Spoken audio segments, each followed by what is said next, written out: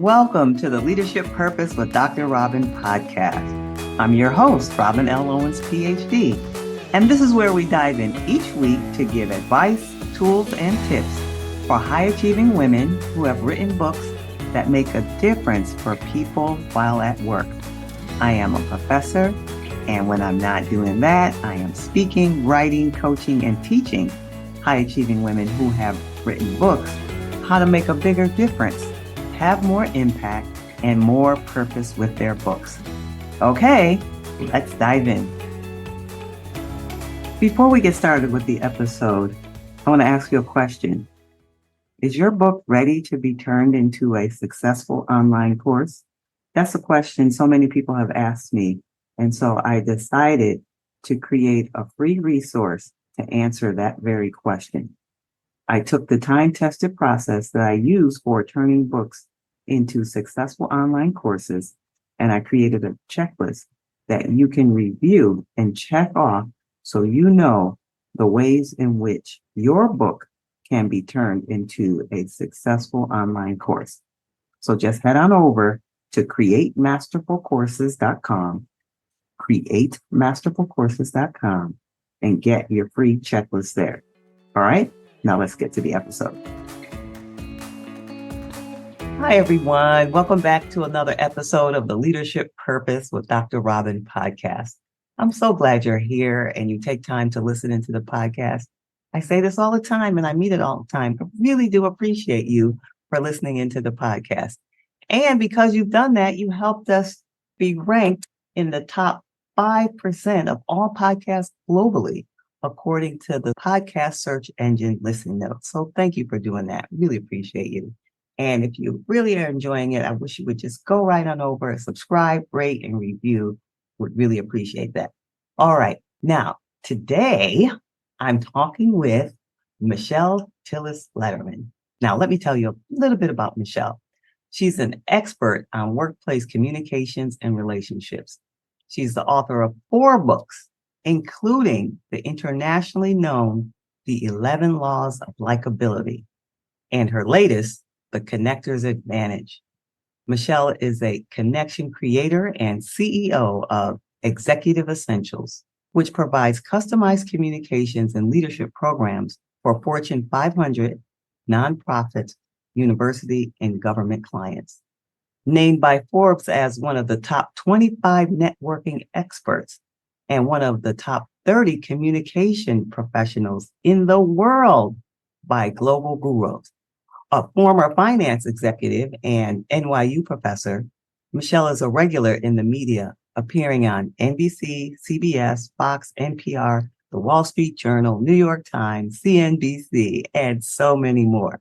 Michelle is known for helping people work better together and advance their individual impact. Welcome, Michelle Tillis Lederman. Well, thank you, Dr. Robin. It sounds like you have been busy doing good work, making a difference. Well, that is the goal. That's wonderful. Have a positive impact on somebody every day. I love that. I love that. All right. So I read your official intro there, intro/bio. Why don't you tell us in your own words, anything you want to say about you and the work you do? Well, I'm an adrenaline junkie, travel enthusiast, animal lover, mother of 2 kids and 2 dogs. And that's what I love to share about me, because I really focus on the concept of connection. And I don't think we connect about what we do for a living, but we connect on what we like to do for fun and our common people and places and dreams and causes and experiences, and all of those things are what we connect on. So I like to share some of those aspects of who I am. I love that.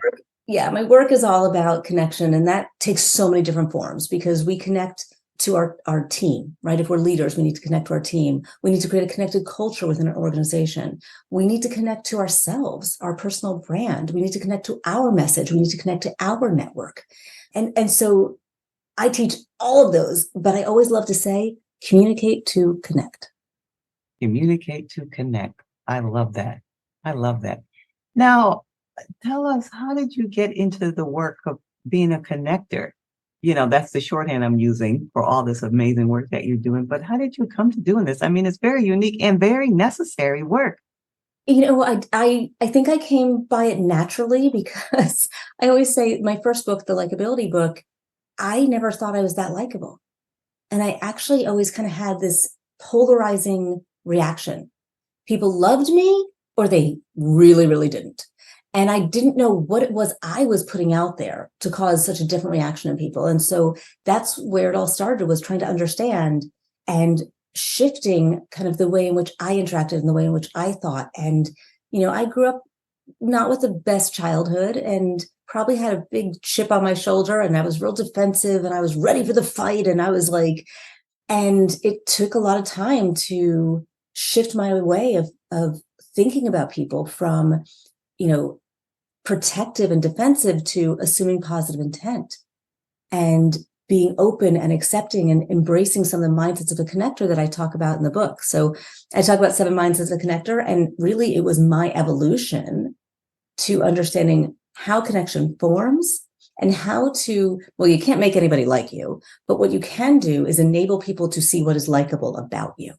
Ah, so does that mean that you have to know what's likable about yourself before you can help other people see what's likable about you? If I had a bell, I would ring ding, ding, ding, ding. Yes, because when I talk about the first mindset I talk about in the Connector's Advantage is to be open and accepting. But that's not just open and accepting of others. It's open and accepting of ourselves. It is recognizing our unique charms and the value that we bring. And everybody has value to add. And we do need to like ourselves first before we can expect anybody else to like us. My guess is you have some ways, some indicators to help us pinpoint those things that are likable about us. Is that right? Well, what's likable about us is different for everyone. And part of it is being able to, I always think about it's not about me and it's not about you. What one person likes about me, another person might not. So it's not living in the vacuum of here's what I think is great about me. But it is bringing your authenticity, right? This is what I feel good about myself. And I infuse it into everything I do. And I'm willing to share and put that out there. But I'm also going to be cognizant of how you're responding to it. So I'll give you an example. I'll tell you a little story. One of the words that people have often associated with me might be high energy. I mean, even in my voice, even at the end of the day, that when we're recording this, when I'm completely exhausted, it still sounds like I've just had 2 cups of coffee and I don't even drink coffee. So when I was doing a talk at a university once and I was greeting people as they were coming in, and the talk was called You the Brand. And I asked people at the beginning to think about what they think of me, even write down the words. Don't tell me yet. Just give that first impression. At the end of the talk, I say, okay, now one, I want you to think about, did that impression change? Because we don't really change our impressions. We seek to confirm our impressions. And then I let them tell me exactly what they think of me. But one time, this woman said, yes, my impression changed. And she said, when I got here, you came up and it was too much. I almost turned around and left. And she said, but you noticed. You picked up on it and you toned it down and you backed off. So I didn't leave. And she stayed and she sat in the front row and she participated. And she said, now I understand who that was. And so, yes, energy is what I bring, but I can also understand when that energy is not working for me. And that's what we call a unique charm. Oh, Because a unique charm is something that is part of who we are, right? I'm never going to be like, the quiet one. But I also know when I need to quiet it down for somebody to, make them feel more comfortable. And so our unique charms are core, but we can adapt in the moment to enable a better connection with somebody else. Oh, I see. So you get to decide, or we get to decide how much or when we use our unique charm. Yeah. Like, for example, my husband, humor, fabulous quality, right? But sometimes he goes for the joke when he shouldn't. And that's a unique charm. Sometimes it works for you, sometimes it works against you. And trying to make sure that you are, adapting and flexing. And what I mean by flexing is the momentary adjustment. I'm not asking anybody to change who they are, that core of who they are, but I'm asking you to pay attention to how somebody else is responding to what you're putting out, and understanding that we might need to, tone down the energy so that they can see there's more than just that. And there's something else that they might connect to. Yes, that makes a lot of sense. And it's an interesting perspective. It's not something that you hear every day because, like, even in my own work, I focus on natural abilities, which is similar to this, but not how to balance it out and use it when and when not to use it. All right. So now you said a little bit about the book. So we have a sense of the connector's advantage. Do you want to say anything more about the main premise of the connector's advantage? Well, the connector's advantage is simply faster, easier, better. Whatever it is you're working on, you are going to get there faster, easier, and better through your connections.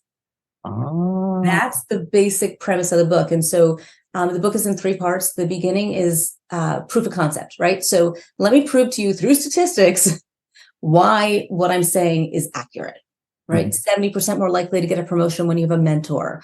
People are 4 times more likely to buy through a referral. Like I have data to show you all the things that you might be working on and working towards, that connections are going to enable that advantage. The second part of the book is the 7 mindsets. And those are: connectors are open and accepting, which we've been talking about. They have a clear vision, because you can't get the advantage if you don't know what you want. They are trusting. They trust. They come from a place of abundance. They are social and curious, conscientious, and have a generous spirit. So we dive into those 7 mindsets and how to adopt and embrace those mindsets into every interaction. It is the difference between something you do and someone you are. And then the end of the book is the third section is diversify and expand your connections. And how do you move up the connector spectrum? this sounds like a book that anybody who is everybody, because everybody needs to connect with others in every area of life, can really benefit from having the wisdom that you put in the book. All right, so now let's talk about. I think so. All right, so now let's talk about your hat as author, because you have different roles, different work that you do, but this time we're particularly focusing on you as an author. What would you say is or has been your greatest joy as an author? Moments when I have tripped upon somebody reading my book. I found somebody reading my book on the beach once. Oh, wow. I was once sitting down and talking to somebody, and there was somebody behind me, and she goes, "You wrote that?" She pulled it out of her purse. She's like, "I'm reading that." So those moments certainly bring you joy. But really, when people reach out to you and say that something resonated, something had impact, that it made a difference for them, that's everything to me. Yes, yes. And what would you say has been something that worked well for you in helping get your book into the hands of other people, like that reader on the beach? What has been helpful in just getting the book out there? Great question. Since my first book to my last, the mix of what people are reading for physical versus versus audio has changed immensely. So, I don't know if I have a good answer to that question, but I do find that when I'm doing a talk, one of the things I try to do is build in the books for the audience so that they can extend the learning beyond an hour with me. Yeah. Okay. You said you didn't have anything, but as it turns out, you did. Okay, I had one good.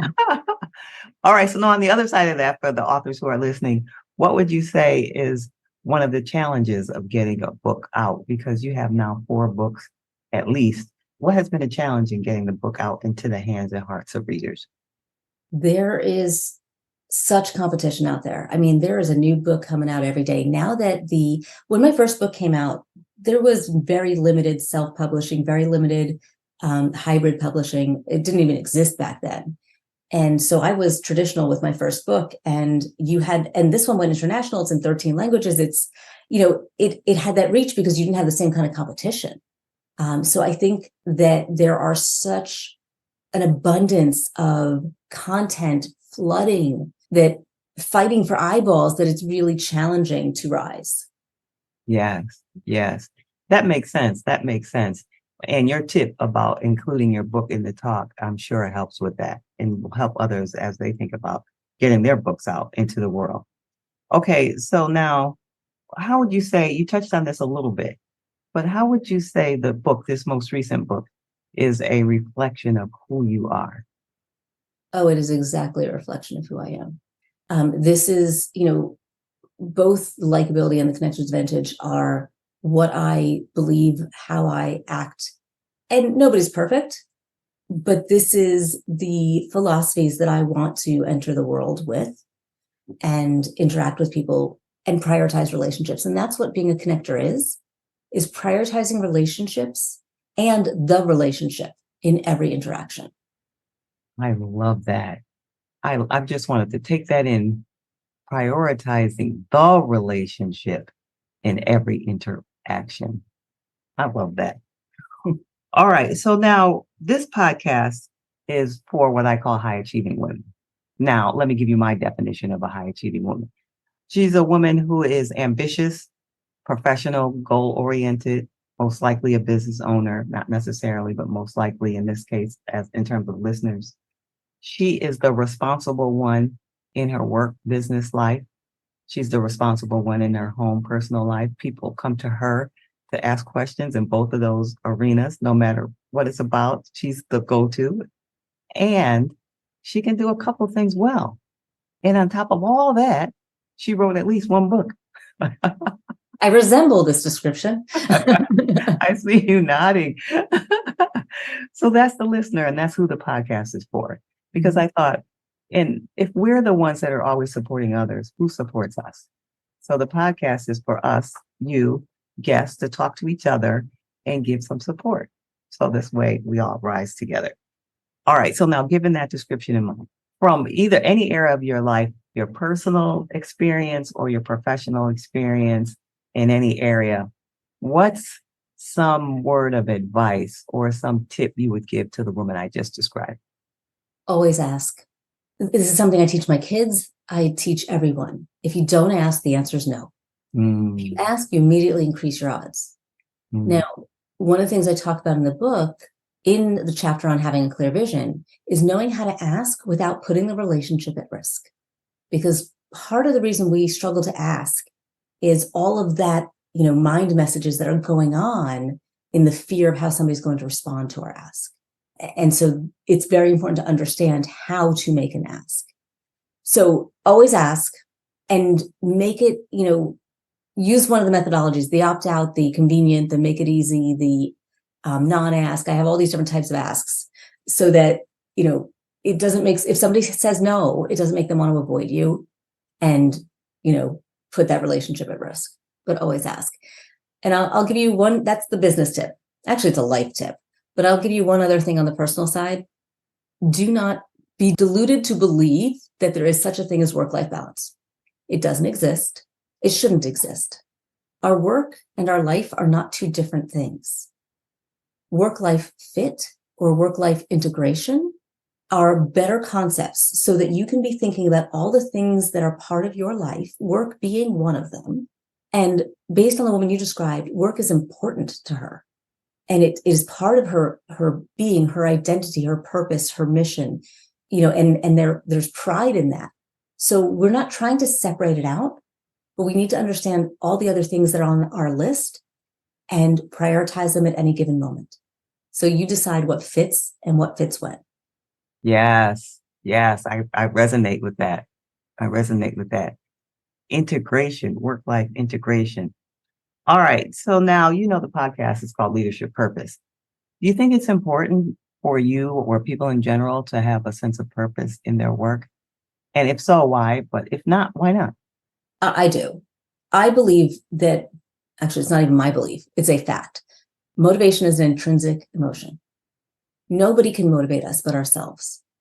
And purpose is one of the most motivating concepts. So when we feel purpose, we are driven, we are motivated to act. We are inspired. We are feeling all those feelings that make us these high achieving, high performing people, that it is that purpose that drives us. Yes. Again, I resonate with that.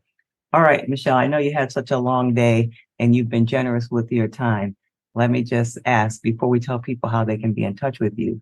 Is there anything that I didn't ask you that you want to say, or anything coming to your mind, that one more thing you want to add? If not, it's okay, but I wanted to give you a moment just in case there was something. When you ask me that, I go back to, well, my dogs are mutts and they're rescues, and you should rescue pets. And, hey, I want to go to Antarctica one day. And if anybody's ever been there and has advice for me, like, that's where I go when there's one more thing. It's not about work. It's about life. It's about life. Well, thank you, Michelle. I'm so grateful that you took the time out of your busy day and all that you have going on today, and just in general in your work. So thank you for taking time out and sharing your wisdom on connection with us. I really appreciate you. Thanks for having me on. It's been a joy. Okay, everyone. And if you want, let's hear, Michelle, I forgot to ask you, how can people be in touch with you? The best place to start, because I love hearing from listeners and tell me which podcast you heard me on, my website, Michelle, Michelle, Tillis, Tillis, Lederman, Lederman.com. From there, you can get to my blog, you can get to my YouTube, you can get to me on LinkedIn, you can get to me on Instagram, you can get all the free goodies, but we'll give you a link in the show notes to all the freebies that I give away. I've got a LinkedIn newsletter. There's loads of ways to get all the goodies and the free content. That's very generous, and we'll be sure to put those in the show notes. All right. Thanks again, Michelle. Really appreciate you. Thanks, Robin. All right, everyone. And if you want to hear from me, I would love to hear from you. How about that? I'm on all the social media, but I primarily hang out at LinkedIn. So you can contact me, reach me, send me a message at Robin L. Owens, PhD, at Robin L. Owens, PhD, and let me know your response to the episode. What was something that was a takeaway for you? And if you're an author who has written a book and you've been thinking about how to expand your message beyond the book, and you've been thinking about a course, but you're not quite sure if your book is ready to even be turned into a course. If that's the question you have, I have the answer for you. Head on over to my website, createmasterfulcourses.com, createmasterfulcourses.com, and get my free resource there that will guide you in the right direction. And in the meantime, this is Dr. Robin. Thank you for tuning into this episode of the Leadership Purpose with Dr. Robin podcast. If you enjoyed it, head on over and rate and subscribe so you never miss an episode. New episodes drop every week, and I can't wait to hang out with you again soon. Meanwhile, this is Dr. Robin signing off. See you next time.